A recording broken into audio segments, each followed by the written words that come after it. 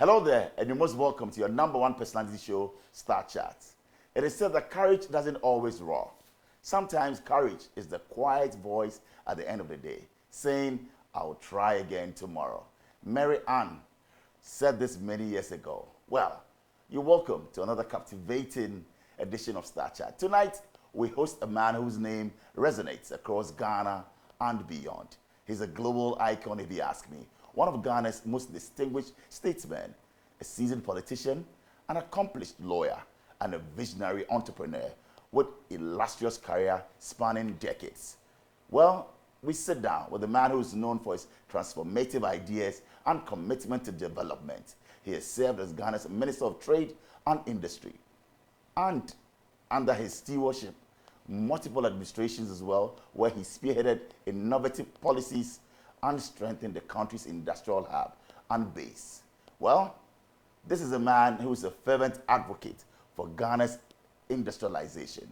He's widely recognized as the driving force behind the government's flagship One District, One Factory, 1D1F initiative, a program aimed at creating jobs and transforming the nation's economic landscape. His leadership in this area earned him accolades locally and internationally. An astute diplomat as well. Ghana's former ambassador to the United States, where he spearheaded bilateral ties and elevated Ghana's global trade presence. Let's talk about his wealth of experience. Includes working with the United Nations Economic Commission for Africa and also other international organizations. Well, he was actually shortlisted for the position of Director General of the World Trade Organization, WTO. A lawyer by training, and a graduate from the University of Ghana and Minnesota Management Institute in the USA. Tonight, we sit up with a man who combines intellectual rigor with practical solutions, earning him admiration right here and abroad. Well, he's also known for his charisma, and he will teach us some dance moves or two. His connection with the grassroots is unmatched. And also, he's a staunch advocate for youth empowerment, entrepreneurship, and private sector growth, because that's where he actually cut his teeth. His insight into Ghana's socio-economic future is non-comparable. He's a man who is paired with practical solutions and has made him a respected voice in national discourse. Born on October 3rd. Well, he actually shares the same birthday with my son, but he was born in 1955. Well, he's a founding member of the New Patriotic Party, and he's made multiple attempts at the party's leadership. In September 2023, he resigned from the MPP to form his own political movement, the Movement for Change, as he prepares for the 2024 presidential elections. Our guest is recognized for his contributions to enterprise development across Africa, and he's listed amongst Time magazine's 100 global leaders for the new millennium. He holds a degree in economics from the University of Ghana, and also he's a qualified barrister. Ladies and gentlemen, tonight our guest is the man, Alan John Kyerematen, fondly known as Alan Cash. Welcome, sir. Thanks. Bola Ray, this is your intro there. The whole world. Thank you, boss. Or you are just vibing me. Oh, no, that's the truth. That is what you've achieved. Wow, so sitting back and listening to that, how did that make you feel? Frankly, this is well put together. Thank you very much, sir. Yes. Thank you. So you're on Star Chat right here on Starr 103.5 FM. We're also live in Kumasi as well on Ultimate FM. We're live in Takrady on Empire FM. We're streaming this live on GH1 TV, yes, on starfm.com.gh as well. This is your show. Star Chat, proudly brought to you by MTN. Everywhere you go, Haptel is everything is you. And also, we're saying big thank you to Top Choco for being our sponsors right here on the show. So you're most welcome, sir. How have you been? Well, you can imagine. You look well. You look political good. Season. I know. Well, you know, I've been on this circuit for quite some time, and somehow it gets into your DNA. That's right. After some time, you don't feel so tired, right, even though it's very stressful. So really, what keeps you going? Well, I think generally I have a very optimistic and positive attitude, generally. Secondly, I'm always focused on getting things done. Right. Thirdly, I always like what I do. And I think last but not the least, and probably most importantly, is that God is always on my side. And I'm sure you know the biblical verse which says that those who rely on the Lord would always have their strength renewed. So my strength comes from the Lord. Wow. You're very passionate when you talk about politics. You dream, you eat, you live it. Where do you get that passion from? Has it always been with you? Well, you know, I have a very interesting, I think, professional background, which you scoped so eloquently for me. Right. I would say that essentially and primarily, I'm a private sector person. Right. That's from school. I went into the private sector right from the beginning. What was called the UAC of Ghana.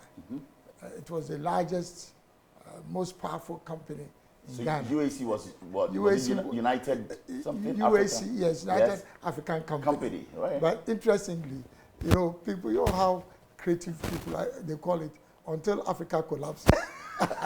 Oh, really? It's only because all over Africa, I mean, this is probably the most powerful symbol of British colonial power on the enterprise side. So anybody who has been through the UAC system, you can imagine. And you were a part of it, an integral part of it. Interestingly, I entered the UAC management team at a very early age. At 22 years, I was already... at 22, you were part of management of... Yes, I was, you know. And so I've been very lucky. And I was put on a special fast-track list. You know these multinational companies, once they employ you, they identify the high flyers, and they put you on a fast-track list. You will never know unless you have a godfather who somehow secretly tells you that, be careful, you're on this track, and then so you order your steps. You know. And I was very lucky. I rose through very quickly, and it was a great company. In actual fact, that is now Unilever. Oh, UAC is now Unilever. I was going to say that it's no more around. So has it collapsed? No, it has until Africa collapses. Now it has collapsed. No, it didn't collapse. It metamorphosed into Unilever because it had always been part of the global Unilever. I would say family, corporate family. Okay. But of course, in Ghana, Unilever decided then to come into Ghana as Unilever, and so UAC transitioned into Unilever Ghana. That's some insights right here on your stature. So thanks for filling us in on that. You mentioned at 22 a management member and going through the mail. You trusted the process, and it's also one thing that the youth should learn, that you should trust the process and know that yes, you will get there one day. But be focused. And you have to, you know, there's this sense that people want to rush, you know, and get to the top very quickly. And it's very unfortunate because that's one of our major problems, particularly in politics, because people come out of university as student leaders, and all of a sudden they get into politics, frontline politics, and almost invariably through corrupt practices, they become well endowed, and so they are not. You totally are against that. You frown on that. Oh, absolutely. You think that many people are being rushed into the mail and they are not because of politics. You know, for those of us who worked our way through the corporate ladder, you can always find some stability in your life. You know, you mentioned having a godfather of a sort. Growing up, who were your influences, or what were your influence? What influenced you growing up? Do you have any role models or anything that you looked up to say, look, this is what I want to do, and this is a person's influence? If you're talking about role model as personalities, it's my father and my mother. Father and your mother? Yes, two great personalities. Yeah. You know, my father was first a social anthropologist. He went, and interestingly, being a proper Ashanti, he was raised in Kumasi. His mother's side comes from Patasi you know Patasi, and Patasi, we are originally from Techiman. So I can also say that, yes, I'm a royal of Techiman, but Patasi. And then on the father's side, from Bompata, which is in the Asante Achim area. And somehow he went through school also very quickly and brilliantly. And after he finished school, he went to Furabe College in Sierra Leone, because at that time, you know, we're talking about the early 30s, mid 30s. At that time, Furabe College was a stepping stone to the high-profile British universities.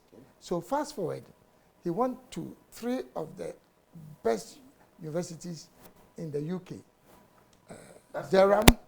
Durham, Oxford, and then Cambridge. Wow. And got a PhD in social anthropology. The reason why I'm recounting is that somehow, with all this, he came back and decided to develop Ashanti cultural history. And so he started the Ghana National Cultural Center. Oh, so your dad started the GNCC in Kumasi? Yes, he could have gotten any job, but then he decided to contribute his life and career to developing Ghanaian culture, not just Ashanti culture. And through hard work, and I'm talking about role model, because that's where my commitment to work and duty comes from. And my mother also was an outstanding educationist, one of the very early women who went to Achimota School. And interestingly, she and Nana Kufuor's mother were the 2, I would say, frontline ladies in Achimota School in those days. And then for many years after Achimota, she taught in St. Monica's. So mom and dad, any day, anytime, are your role models? Oh, absolutely. And, you know, people of moral integrity, stability, honor, grace, elegance, you know, and then also commitment to work. So basically, that's where... And that's where you cut your teeth and you get those qualities from, to remain calm, to trust the process. Absolutely. And it's interesting, you know, these things, you don't think about them, but once you ask, it's almost like, because it's your DNA, it comes almost automatically, you know. So it's interesting that, yes, they are sociologists, if you want, or anthropologists, and also community people, if you recount. Yes, very much so. Very community much so. People. Community people, they are there for the people, very sociable. But you transitioned that and took it a step further. When did that come? When did politics come in for you? So what happened? No, actually, because politics came somewhere along the line. Okay. But what happened was that I graduated in economics from Lagos. University of Ghana, yes. And at that time, and it's interesting I'm saying this because if Alan becomes president, we will relive the past. Tell us about it. Because in the past, when you finish university or you finish school, you have more than one job opportunity waiting for you. The jobs were available already. You actually could walk into different jobs. I mean, options. Which year was this? Then that this is even in my case. I mean, after I graduated in 76. Okay, 76. But even before then, it was even much better in the Gold Coast days and post-independence. You know, it was even much better. So I'm saying it carried tell us, forward. Alan, you didn't, back then, you don't have to go job searching. No. I'm saying that when I finished university, I was offered a position in Bank of Ghana and then a management position in UAC.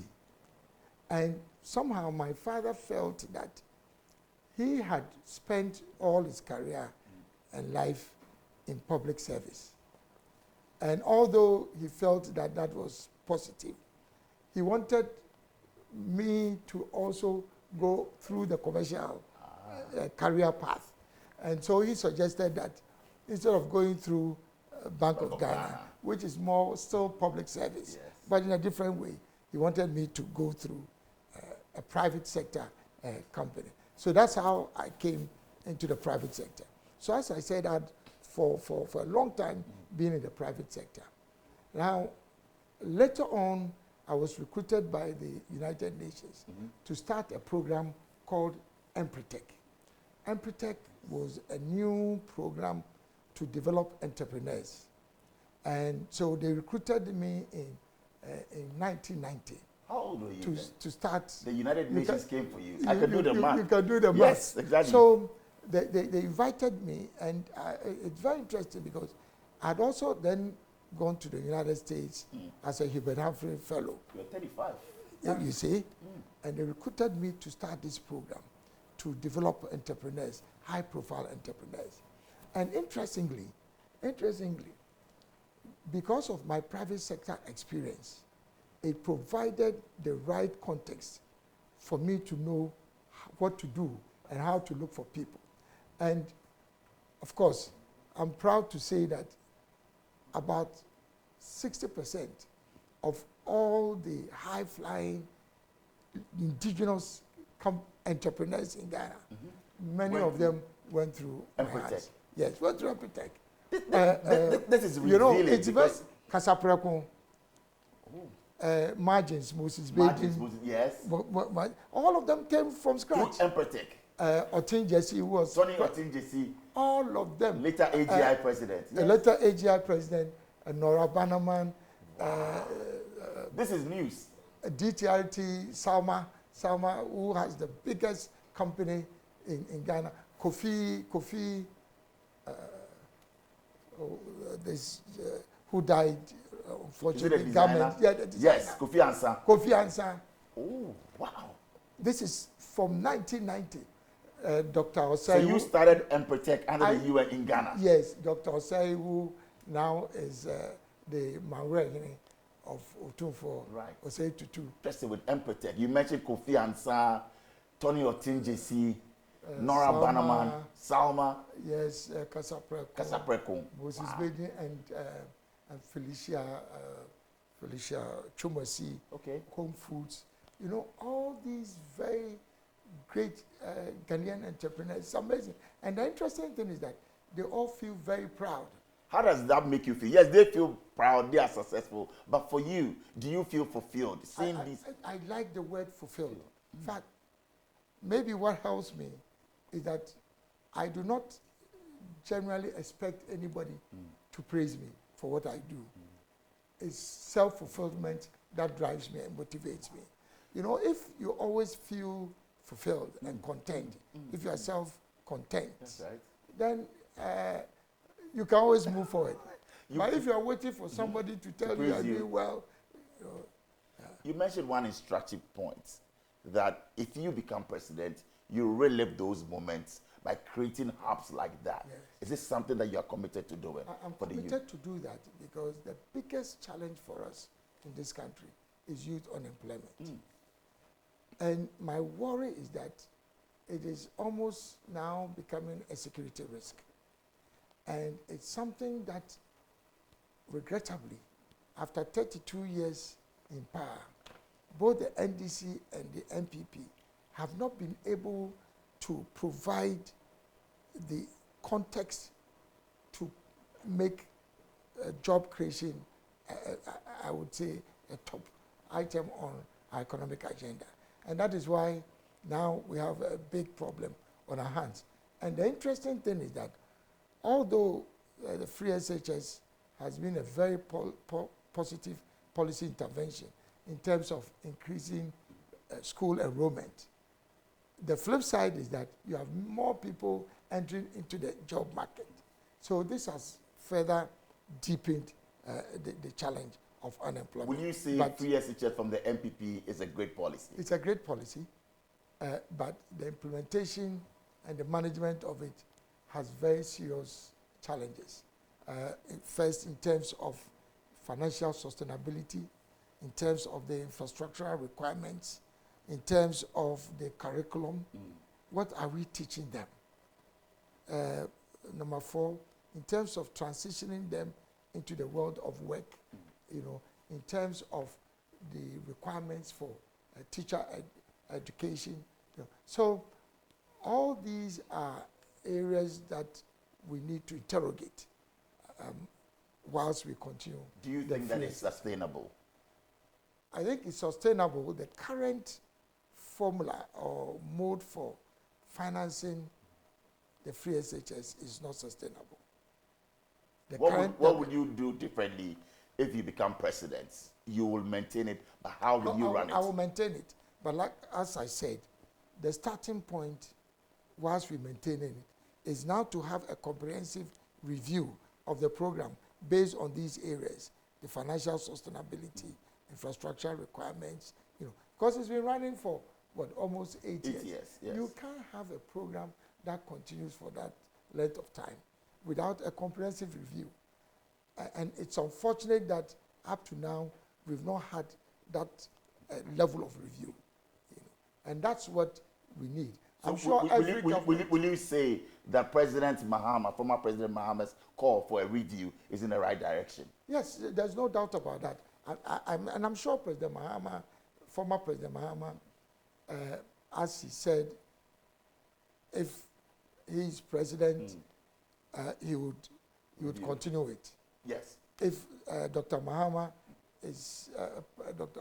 Mahmoud Bawumia is president, he's committed to continue it. If Alan is president, he'll continue it. So I think the continuation of the free SHS is not the issue. And I think the MPP is coming at it, I think, from the wrong angle. Trying to campaign on the basis of continuing free SHS does not help us, because everybody else will maintain it. It's how to make it operationally more efficient and effective. I think that's the issue. But just to go back on this, making sure that people finish school and they should have options as to what type of work they get into, not to remain at home unemployed. And under an Alan Kyerematen presidency, there's no child in Ghana who will finish school and not have a job. Really? Yes. That is a promise that we're going to take you on. No child will stay at home. There will be jobs available. How are you going to do that? So first, after SHS, and that's why I'm starting with SHS. After SHS, it is compulsory that you enter into the world of work. After SHS? After SHS. For how many years? For 1 year. For 1 year after, it's compulsory. This is different from national service. Yeah. This is, and there are 5 options available to you. First option, if you are generally oriented towards the trades, carpentry, masonry, dressmaking, any of those trades, then government will now pay any of the, we call them master, or owners of those types of businesses, now to engage you at least for a period of 1 year. What happens now is that a poor parent now has to find money to go and pay what we call, let's say, head sisters. That's right. Now to recruit. Government will do that on their behalf. On their behalf. Now, so that's one option. So training, but at the same time entering into the world of work. So that's what we call apprenticeship. So it's compulsory that if you are more oriented towards trades, then you go into apprenticeship. If you want to work in a formal company, then government would then also pay companies, private companies, to give you an opportunity for internship. You find all around Ghana that you finish school, you apply for a job, they say you don't have experience. How do you get experience? So the internship then provides an opportunity, at least for 1 year internship. And government has the responsibility now to pay the company. Wouldn't that be duplication of efforts? Because then after university, you're doing national service. Internship. I'm coming to that. Okay. That's why you have to start from SHS. After SHS, it's compulsory. And remember, this is different from national service, because if you look at the National Service Program. It's a great program, there's no doubt about it. But it's more social employment. Most of them would go into teaching, you go into district assembly. That's not what I'm talking about. What I'm talking about is after SHS, it's compulsory you enter into the world of work. And acquire a skill? Either acquire a skill or through corporate experience. Now, so this is very different and it's compulsory. Now, so first option is apprenticeship. Second option is internship. Third option is you go to the military or the police or any of the security agencies. You don't need a party card. You don't need to know anybody in government. It's an option available to you. This is brilliant. And you go for 1 year. Now, within that year, even though you are not entering into the world of work, it is also preparing your mind because, you know, the kind of discipline that you go through, that 1 year can dramatically change your mindset. So you have that 1 year option. Now, after 1 year, if you are good enough to stay in the military or the police, you would graduate into that. On the other hand, if you now want to enter into another phase of your life, then you'll be enlisted on what we call the National Reserve Force. Ghana, you know, cannot continue in this state with the challenges of the security environment and not have a National Reserve Force. You know what the National Reserve Force is? In the US and everywhere.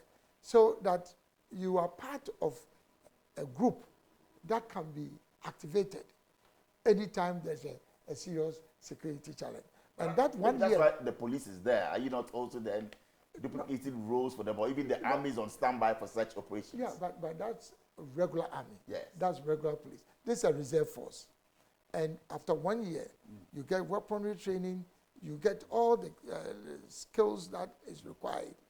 But if you do not intend to stay in the military, then you are enlisted in the National Reserve Force. Okay. So that's the third option. Right. The fourth option is when you decide that because you have a progressive government that wants to support entrepreneurship, you want to start something on your own, then automatically, then you enter into another stream, which is starting your own business. And once you take that path, you have access to grants from a Youth Entrepreneurship Development Fund.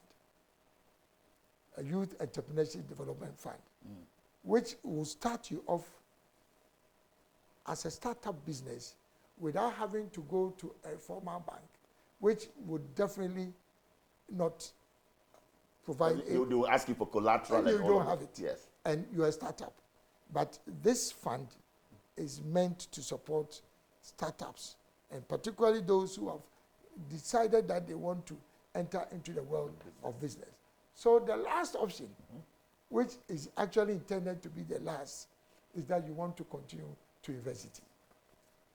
So you can see that it is not even possible for you after this. Yes. After SHS, yes, for you to be a dropout. That you have clearly no job. There's apprenticeship, there's internship, there's the military yes, reserve force, and then there's of course starting your own business, and then going to the university. Going to the university. So by the time you enter university, if indeed you decided to continue on that path, because it's compulsory, then you, by the time you're in university, you already have a certain understanding of what the world of work looks like and feels like. You know. And the beauty of this is that after tertiary education, every tertiary graduate in Ghana will have an opportunity to start their own business.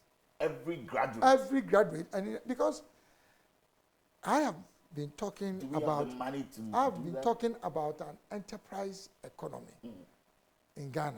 An enterprise economy is an economy that is built on the back of the private sector. Right. So if now you understand why I'm so enterprise driven, where I started from and protect Right. what I've been through, you can appreciate that. But that's the only way we You can have the move. blueprint. Do we have the, and you have it, do we have the money to do that? Well, it's very easy because, you know, all the funds that have been put into various initiatives, Yes. which don't end up anything, would be used to capitalize this. It's the easiest thing. And of course, you know, the amount of money that we lose through corruption, my brother, the amount of money that we lose through corruption. You plug all those holes. No leakages. Well, I mean, I've said it that I've never been corrupt, and I will never be corrupt. So, what we can save from corruption alone will be enough to capitalize all the initiatives. But at any rate, what does it take? Because now remember, it means that I'm shifting as president, I'm shifting my focus from different things. That's right. And concentrating on employment. employment and business. Wow. So it's a question of readjusting your budget architecture. Okay. If you're a president and you have no interest in business, it ain't going to happen. If that's where your major policy thrust is, you invest. You make sure that it happens. Yes. This is not to suggest that health and other Correct. things are not important. They will not be pushed to the back burner, no? If I can also add this. Please do. That government spends so much money trying to build roads, trying to build schools, trying to build hospitals. Under an Allen presidency, all that will be driven by the private sector. So roads will be built by the private sector. Interesting. All major infrastructure projects will be built by the private sector. And if you go to the advanced economies, major international airports are owned by private companies. Yes. So if we sit here in Ghana and first you don't have the money, number two, you want to pretend that for security reasons you cannot allow the private sector to, it means that we are joking. So all the money that we are investing in infrastructure. Government will not have any business doing that, but rather take care of its citizens under an Allen administration. Yes, and make sure that we use that money to fund what the kind of... And invite private sector in to do roads, build hospitals. And everything, because all you need is to give incentives. Okay. They know where to find the money. This is what happens. You are an international man. Bola Ray, you've been traveling. Yes. You know that in most and told the roads and all of that. That is the point. It's about tolling. Everywhere you go in any matured economy, it's about tolling.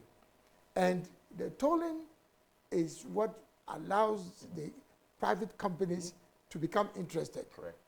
And if you give them a concession for 25 years, 30 years, and they can recover their investment, they will rush. You will see the competition that will emerge. But if you have tolls at one city and things like that, it doesn't work. Yes. Right. So on the presidential special initiatives, that was your idea. Yes, it was my idea, and President Kufuor was fully supportive of it. Now, I created 4 different initiatives, industrial initiatives. One was turning cassava into industrial starch, processing cassava into industrial starch. Then oil palm. Then sewing garments, or let's say producing garments. I remember Agua. For exports. Agua. I introduced it. You introduced Agua. Yes, in Ghana. In Ghana, yes. Producing garments for exports. And then last but not the least, industrial salt. So you can see from the selection of these industrial salt. Which would you bring into that sector? Because it is one of the most commonly used raw material in the chemical industry. So from industrial salt, you get caustic soda. From industrial salt, in fact, you cannot have a petrochemical industry without industrial salt.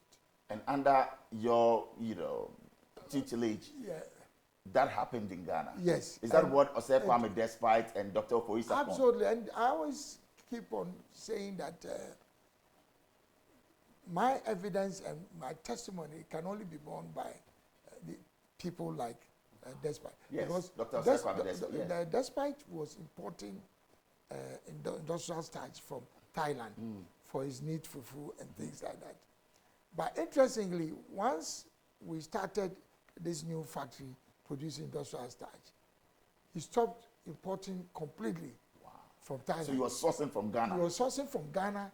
It was cheaper and better quality. Wow. And he always talks about it.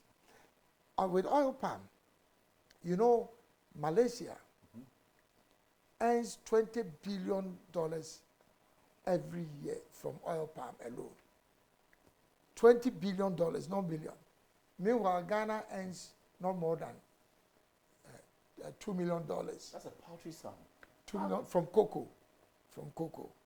So you can imagine, Malaysia actually learned how to cultivate oil palm from Ghana in the 60s. So if Malaysia can do 20 billion, and Ghana, if we're doing only half of that, that alone will be 10 billion a year. A year, this is 5 times more than what we get from cocoa. So that was the reason why I was pushing the oil palm as one of the PSIs. And interestingly, within a period of 3 to 4 years, I was able to cultivate over 100,000 acres of oil palm. Whilst since independence, we hadn't done more than 20,000. But it's not the case now. What happened? Yeah, because as soon as we left, typical of Ghana, the NDC came in and was completely not interested in this. So I know we haven't got into that, but that's one of the reasons why I'm asking Ghanaians to vote out NDC and NPP. Because once you have these two dominant parties, there will be no continuity in government. This is what happens. NDC comes in and everything that the previous government has done has to be stopped. When NPP comes in, everything that NDC does will not be continued. That's a sad narrative. It gets you worried. No, it gets me worried. And that's the more reason why Ghanaians on 7th of December must make a major decision and turnaround decision to vote out NDC and NPP. Because if they continue in this way, there will be no continuity. Why is the NPP now trying to suggest that NDC will not continue? Because they know that it's likely to happen.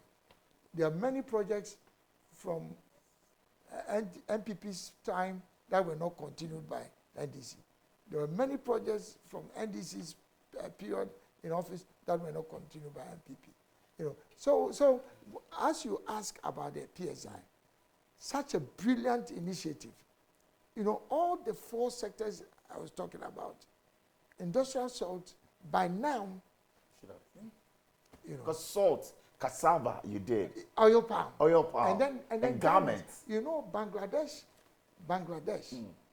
exports $30 billion of garments to the U.S. market. $30 billion every year. Now, and you know, we have very good skilled people in garment making in Ghana. And that's how come Kofi Ansah, Noah Bannerman, and all these, but because they didn't have the support, you know, and if they had Kofi Ansah, all these were great designers, including Noah, but I was converting them from fashion designers to manufacturers, so that they could export. Because all these initiatives are just great and superb. You look at cassava, you mentioned oil palm, raking in $20 billion for Malaysia. Yes. You've talked about salt. Yes. These are great pillars. Yes. And you did it during President Kufuor's time. So can you imagine that if we had continued. But you were Minister of Trade under Nana Akufo-Addo. Why didn't you bring it back? So this fast forward, you were asking me about my industrial initiative. Yes. And you wanted me to start with one. Exactly. But I wanted to tell you that it goes way back. And it is on that basis that, in actual fact, also under Kufuor, I started what I branded as the the industrialization program, district industrialization program. Under President Kufuor, district industrialization program. I prepared 3 business plans for 3 projects for every district.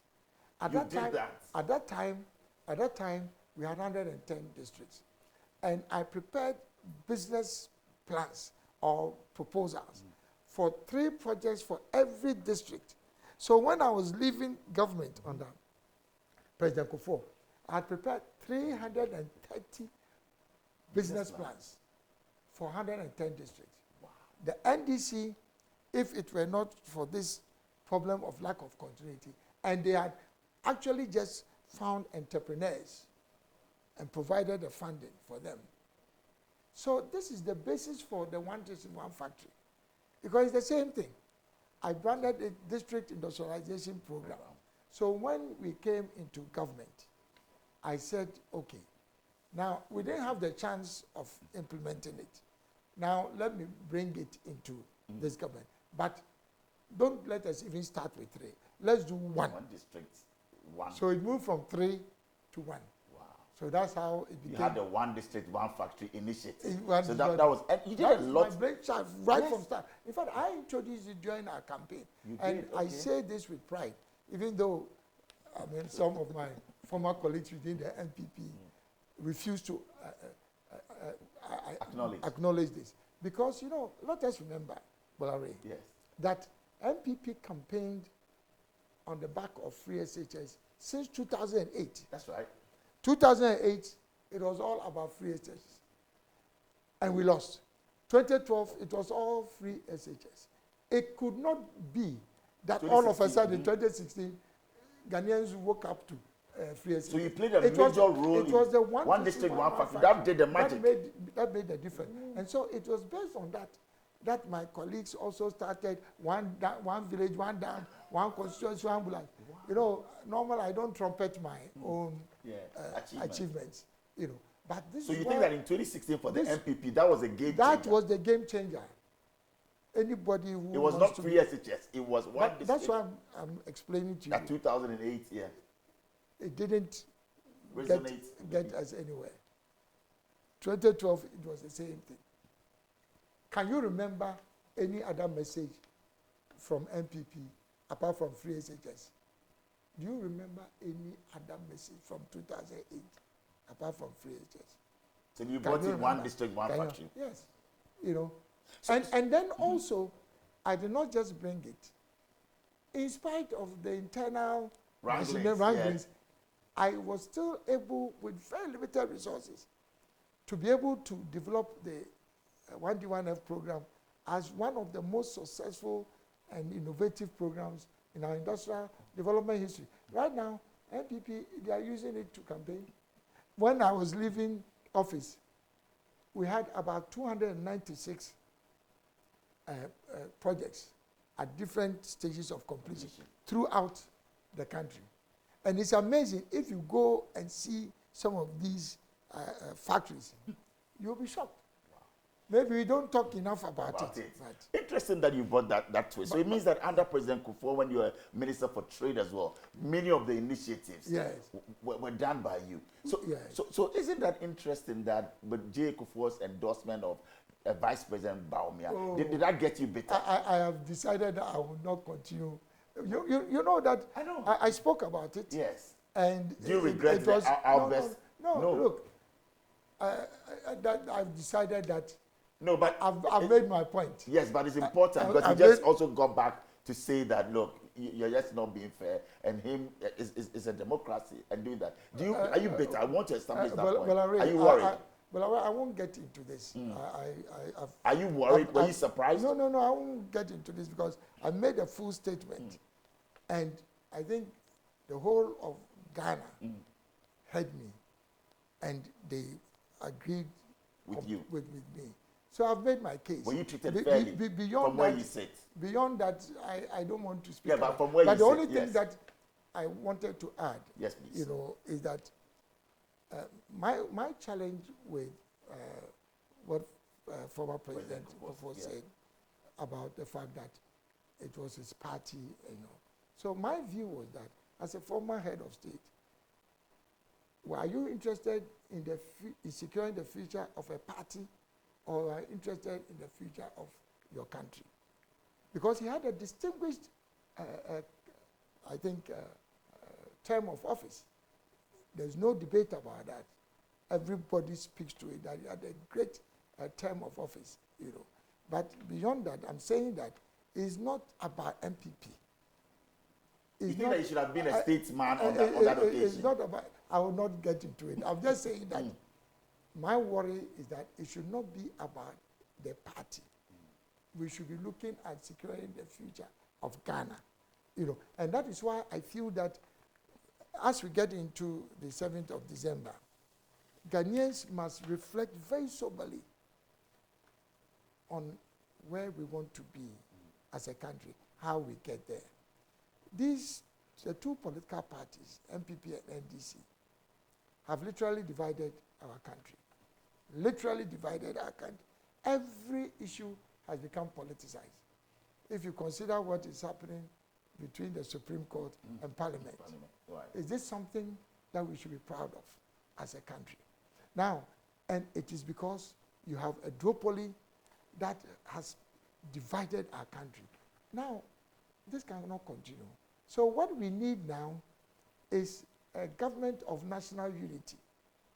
And this is exactly what I'm promoting. Bringing Ghana together, mobilizing and harnessing our talents as Ghanaians, securing the future of Ghana, not securing the interests of MPP or NDC. So under a government of national unity, under an Kyerematen presidency, if you are an NDC man and you are competent, you will appoint such. I will appoint you. Oh. If you are an MPP and you are the right person, you get the job. If you are NDC, if you are CPP, PNC, even when you are not in you bring people from politics, the private sector. Absolutely. But that's how it should work. So, if not for anything at all, this should be the defining, I would say, basis for decision. I mean, for all Ghanaians, I'm making a very passionate appeal to Ghanaians. Let us not talk again about the NDC or the MPP. It has not helped us. And to be fair to them, there's no one who can say that, oh, the NDC and the MPP didn't make any contribution. That's not the issue. They've played their part. But over the years, it has become very obvious that having the two dominant parties is not helping our democracy. So it is time for us to break away from that and to have a non-partisan approach. If two people are fighting, you need a referee. And Alan, and you, you believe that you are the unifier. I am the unifier. And I'm doing this for the sake of our country. We'll be going for a short break. When we return, clearly we're talking about the movement for change and a lot that is happening within your party. And of course, 7th December. We'll be right back. All right, some great news from MTN. Have you ever thought about what true convenience means? Well, let's keep it simple. Convenience is finding easy solutions to everyday hassles. And speaking of easy solutions, have you heard about MTN Care? That's M-Care from MTN and also MedPharma. Now, that's convenient healthcare for everyone. Let's face it, being sick is no fun. And neither is waiting in long queues. And that's why M-Care is here for everyone from MTN as well as MedPharma. M-Care, all that hassle disappears. With the silver and gold packages, you get to choose between 10 Ghana cedis and 160 Ghana cedis per month. You get to enjoy access to a doctor anytime, anywhere, and an efficient e-pharmacy with medication delivered to you right at your doorstep. So you know it's unbelievable, right? Only from MTN. It is M-Care. Now I ask, what's more convenient than this? Download the MedPharma app and sign on to the silver or gold package today. Now some great news from Top Choco. That's chocolate spread on bread. It has the power to awaken your taste buds and also it makes you happy instantly. It's the Top Choco 3-in-1 instant milk chocolate. And it's for everyone, suitable for preparing both cold chocolate milkshakes and for cups of delicious hot chocolate. Just add hot water. And that's from Top Choco. So remember, Top Choco is made with love in Ghana using only the fine ingredients. Top Choco, it is chocolatey. And let me tell you about Starr Motor Third Party Extra. We all want to protect our vehicles. You drive a very beautiful vehicle. And you know what? You need great insurance for it as well. So at Starr Assurance, we believe in driving change, not just vehicles. Do you know that our enhanced Starr Motor Third Party Extra policy is designed to give you peace of mind while making a meaningful impact in the lives of children in need? Let me tell you more. For every Starr Motor Third Party Extra policy that you buy, you are contributing 5 Ghana cedis to Hope for Little Lives. It's a dedicated NGO and is there working to improve the lives of underprivileged children. So go ahead, get the Starr Motor Third Party Extra, and you know what? You'll be supporting the needy as well, supporting the kids out there, and it's something great for society. So call 0302-245908 or toll-free number 0800 177 177. So welcome back. You're on Star Chats, and our guest is the indefatigable Alan John Kyerematen. Welcome back, sir. Thank you very much. Thank you. So it's now time for us to talk about movement for change. Now you're saying let's forget about the duopoly, NDC, NPP. You think that it's time for Alan, and this is the moment. How's it looking like for the movement for change for these elections? I think I've been very, I want to use the right word, Sure. that I've been honored with a kind of organic response to my message of change. In fact, that is why my political organization is called Movement for Change. And my symbol of a butterfly is the best representation of transformation of change. Why that? Maybe Because if you know how yes. a butterfly starts, Evolution, yes. the evolution of a butterfly Larva to from larva to before it becomes a butterfly, there can be no better testimony of transformational change than a butterfly. So the name and then the symbol reflect the desire for Ghanaians for change and transformation. Now, it's based on a number of reasons. Number one, as I've just explained, people are genuinely tired with the duopoly. Can you imagine that after 32 years of NDC and NPP, we are still in economic crisis? There's still doom so. There are many communities that don't have access to potable water. We have such a high rate of unemployment. We cannot keep our currency stable. So what is the basis for continuing with the duopoly? I mean, that for me, it is just simple logic. If you vote for NDC or NPP, it means that you want a continuation of the predicament that I And you just believe outlined. that should change now? And so this is basically what Ghanaians are looking at. Have you traversed or traveled the country that much? Do you think that your message has resonated or gone down to the ground? From south to north, east and west, it's a compelling message. That's the first thing. The second thing is about this whole winner takes all syndrome. People feel disgusted about the fact that when NPP wins, it's all about NPP. When NDC wins, it's all about NDC. Obviously, you don't build a country like that. People are also averse to this whole phenomenon of lack of continuity of government projects, which I talked about. Listening to Ghanaians, majority of them, they also are looking, they are tied with manifesto promises because it started all over again. I can't even believe it. All over again. Promises which are not backed by substance. You think they're not tangible? Well, if you read their manifestos, and it's unfortunate that after 32 years in power, both parties could not provide any concrete,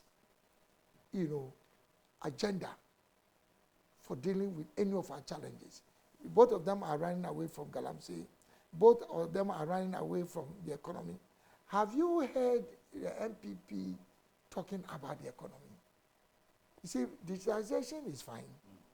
Is that the solution to the economy? Yes, but they to, say that to our if, problems? if they digitalize the whole system and sector, on, it will actually have an effect or a positive effect on the economy. Anybody want to say this is basic economics? You have to fix the macroeconomy. Right, before the micro. And then you fix the micro. Digitalization is only an enabler. Right, so you said the two parties, major parties, NDC, MPP, are running away from Galamsey. Yes. What will you do differently to tackle it? I have issued a 10-point plan to deal substantively with Galamsey. And because of time, we cannot get into it. Yeah. But it's the most comprehensive policy framework for tackling Galamsey.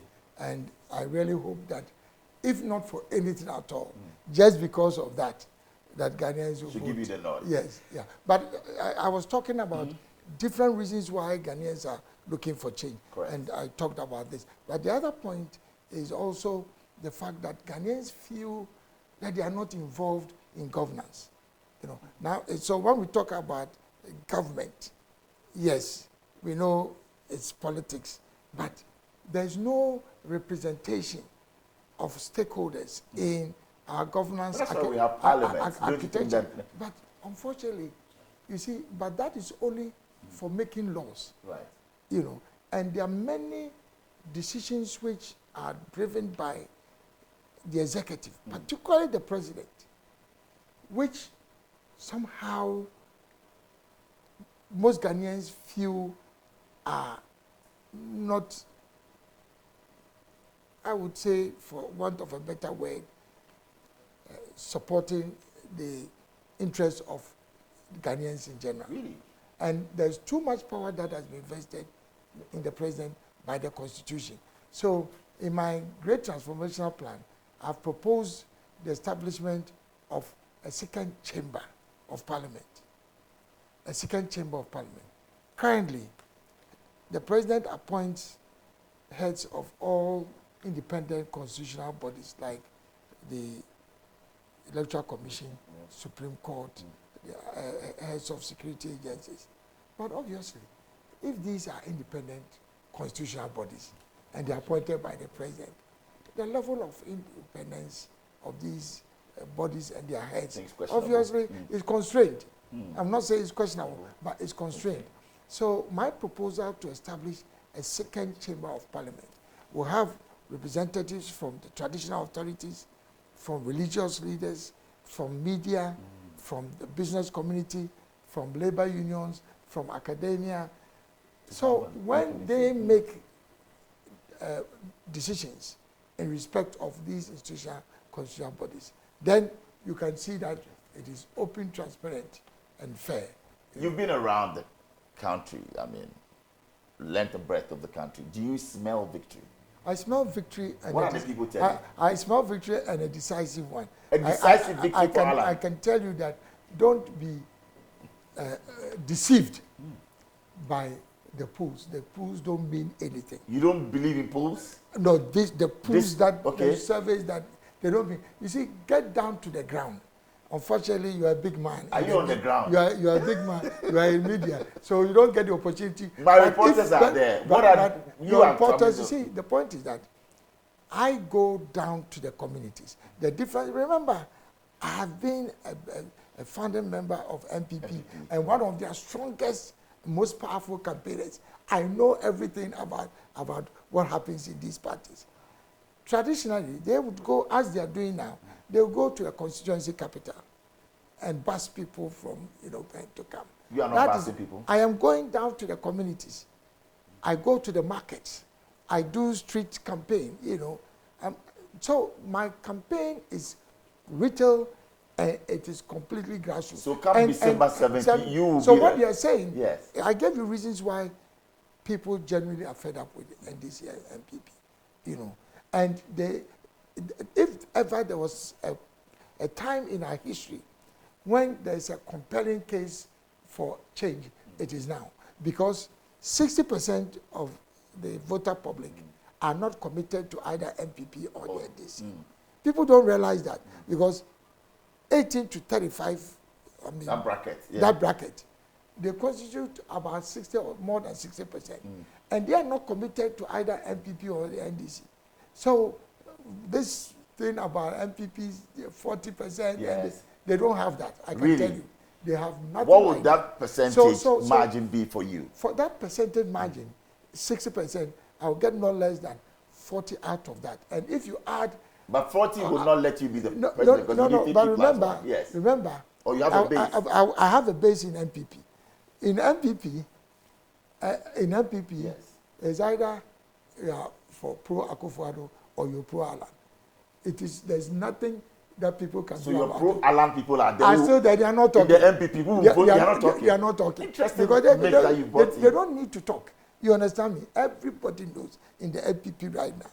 That is it's all been like that for a very long time. Maybe now that President Akufo-Addo is there and but now that is going Baumia, they will go for Baumia. So if anything at all, it's 50-50. But now that President Akufo-Addo is going, you have many more people now coming to my side.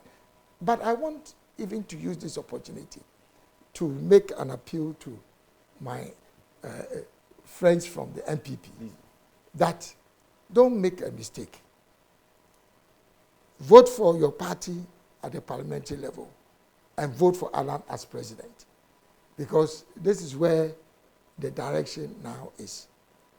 Look, I have to be blunt about this. NDC was voted out of power in 2016, not because they didn't do anything. Of course, they had done quite well in the area of infrastructure development and that is. Even doing so, by the time we got to 2016, you remember, they had somehow fixed it? No, they had been able to bring in so much generation power that it was filling, and that's also part of the reason why we are in trouble, because they brought in so much generation power, this take or pay and all those things, you know. But at least that significantly addressed that challenge of doing so. So it was not... means that the NDC had plans of fixing in 2016, then they lost power. So the reason why they lost power had nothing to do with whether they had done roads or whether that. It was the economy. They were voted out because of the economic crisis. Because you see, as for the economy, it affects everybody. My brother, if you build an interchange in Accra, how does it affect somebody in Kumasi? It has no impact on that person. For transportation, no, for but ease, what about mobility? Somebody who doesn't come? I'm pointing out that the only thing that people are interested in is bread and butter. How the economy, and it's only the economy that affects everybody. It's the only. So MPP lost the election because of the economy. The economy was in crisis. It's the same thing that is going to happen to MPP. MPP will lose not because they haven't done anything. They've done well. But you believe that the MPP has not handled the economy well? This is the only, that's the reason why they will lose the election. Because one, in spite of the positive development with free SHS, with Agenda 111, those things are important, but they don't matter to people when it comes to what affects them. What would the percentage be as we wrap it up? For you, it will be what? 51, 52? What do you think? A one-touch victory. A one-touch victory for Alan? Yes, because as I said, the people have understood that if there was ever a time for change, the time is now. The time you is have now. seen President... But of course, let me also say that you can see the hand of God at work. Clearly, Ghana is a favored nation, and you can see the hand of God at work. You have seen the president commissioning projects, you know, loads of projects with the Spintex overpass. Just recently, last Friday, also Obechebi, the roads, the motorway being converted into 6 lanes, and all of that. What is it? Do you think that it will have an implication? It won't have any impact. It will not have an impact on this election? Because you see the point, and I made that point earlier, maybe I need to stress it, that the country, I say, and which I can afford it to have. So it doesn't matter whatever you've done in terms of, it's not that they don't appreciate it. They appreciate it. But once they are affected negatively by the economy, that is it. That's why I said the NDC lost power because of the economy in crisis. So with the commissioning and all of that will not have any but it's good. impact. I think that is good for the president, if not for anything at all, that it is part of his record.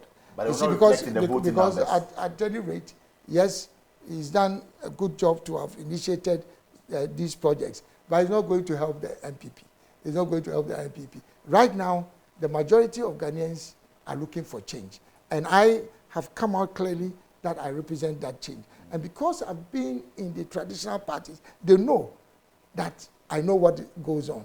And also, obviously, even without becoming president, they know as a minister, they know what I was able to do. How would you rate President Nana Addo's administration on a scale of 0 to 10? Oh, I wouldn't want to get into that. I want to focus on what the election. Yes, but with what he's done, he's going out of office. You've witnessed it. On a scale of 1 to 10, where would you put it? I wouldn't make about 5. No, I wouldn't make any judgment on that. You want to stay on that? Because I think the important thing for Ghana now, and I'm repeating it, let us think about Ghana and not the political parties. Okay. I mean, all the great nations of the world got to where they are now, not because of political parties. I mean, China is what it is now because Deng Xiaoping, at a point in their history, became president and he transformed So China. that's why it's also about Nana Addo, and I'm not talking about the MPP's performance. Yeah. I'm saying President Nana Addo's achievement. No, but what I'm saying is that it's about the economy. Has it made a difference? But the economy is in crisis. Has President Nana Addo made a difference? The economy is in crisis. And so whatever good things the president has done, the MPP has done, it will not matter in this election. They should stop talking about this free HS because everybody will continue free HS anyway. But the important thing is that the economy is in crisis. And both the MPP and the NDC have not given any indication in their Apart manifestos. from the economy, has Nana Addo done well during his administration? Because he's out of office by January. So has he done well?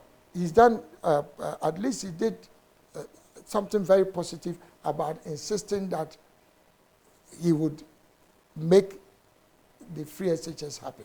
That is positive. There's no doubt about that. Because we cannot continue saying that,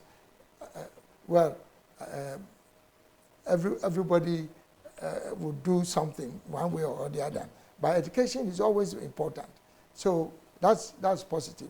Agenda 111 is positive. Okay. But, and of course, I'm saying that there may be other things in infrastructure that is positive. But I'm saying that the most important thing that affects the majority of Ghanaians is the economy. Is the economy. And the economy is in crisis. And the government has not demonstrated the capacity to be able to turn it around. And that's where the difference is going to come. You chose a very young man and for a running mate from the creative sector. What informed that? I mean, what do you also have for the creative economy? I've always made a commitment that I'm going to be a transitional leader. Because I sincerely believe that we need a new generation of leaders. Because it's about leadership. Forget about, it's all about leadership. And if you have a young population, it only makes sense and it's logical for us to start thinking about how we get our young people at the forefront of governance. And so I made a commitment that my vice presidential candidate will be a young man. And so I chose somebody who is 40 years. There can be no better testimony of my commitment to push young people. Secondly, I've made a public commitment that 60% of all my political appointments will be for young people. Oh, 60%? 60%. And because God has given me that capacity to incubate young people and to mentor young people, I'm very confident that I'll be able to do this. So you are saying that it's a bankable ticket, it's a winnable ticket? It's a winnable ticket because apart from the fact that I have a young, my whole policy direction is also supporting young people. I have a compelling message. I have if you consider the 5 elements of the type of leadership Ghana needs now, I score very high on all of them. Vision, competence, integrity, character, and capacity to execute. You tick all the boxes. I take all the balls, and as I said, my record is also not just in Ghana, in Africa. Yeah. I mean, I keep on saying this. You mentioned it. After. Yes. If you have somebody who was able to develop and bring the AFCFTA, African Continental Free Trade Area, into being, and also go to the extent of making sure that the headquarters of the... Oh, so you made sure that it came to Ghana? I led the campaign when I was minister for it to come to Ghana. And I always end on the note that if in 1994, as you said, Time magazine listed me as one of the top 100 global leaders, 100 global leaders, together with Bill Gates, Condoleezza Rice, John F. Kennedy, then, my brother. Indeed, you are a man for all seasons, and we know come December 7th, you are number 13. Or 12, very importantly, yes. God has also favored me, and I'm the last on the ballot paper. I see. So, my message to Ghanaians is that if you are given the ballot paper, don't attempt to look at anything. Just go down there, vote Asiao, and Ghana will rise again. Ghana indeed rise again. It's now time for our mystery question. So please, you dip your hand into the bowl. Oh, interesting. Yes. You have a mystery question? Yes. Oh, and okay. Just read it out One, for us. Okay. Correct. This one is not a mystery question. Bola Ray, this one is engineered. Really? What would you want to say to former President J. Kufuor? Yes.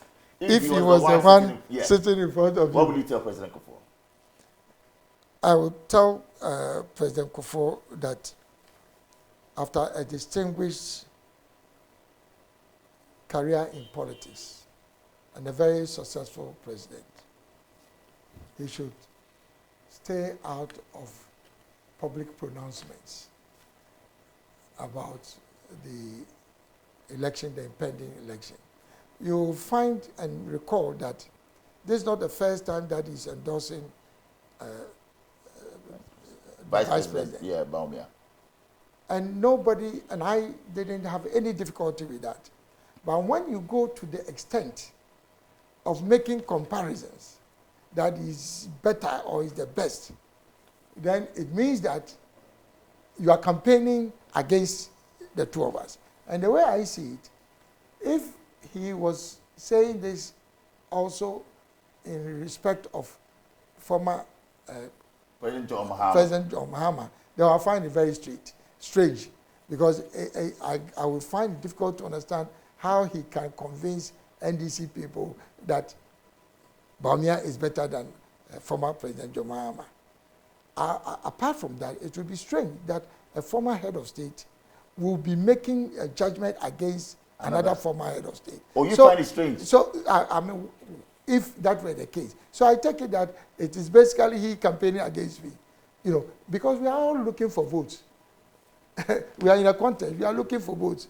If you are saying somebody is better than me, then I have to make a case that that is not correct. And so I want to leave it at that. Right. And the point is that if I do not have the courage to tell President Kufuor that I feel that what he's doing will not help our country, then I don't see why I should not be able to make that known, because he's come out publicly. And in actual fact, after doing that, he's continued to do that, and we are all contesting. He's campaigning for somebody, I have to campaign for myself.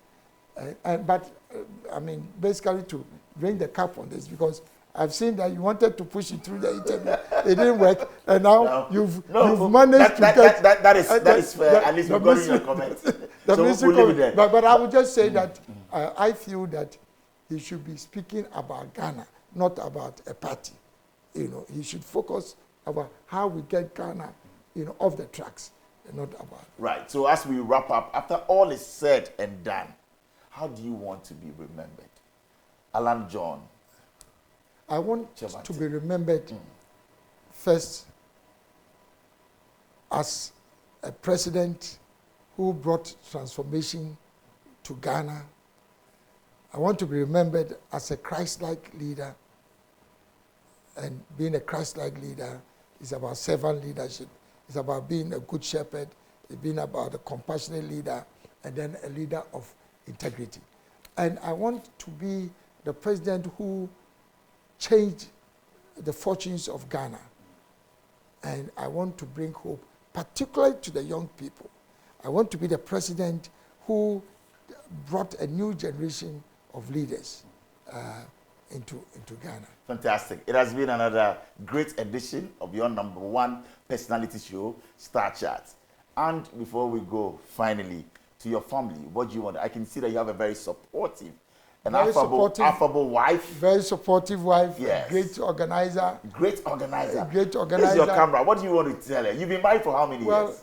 Patricia has always been an excellent woman because she comes from a very good family, well trained.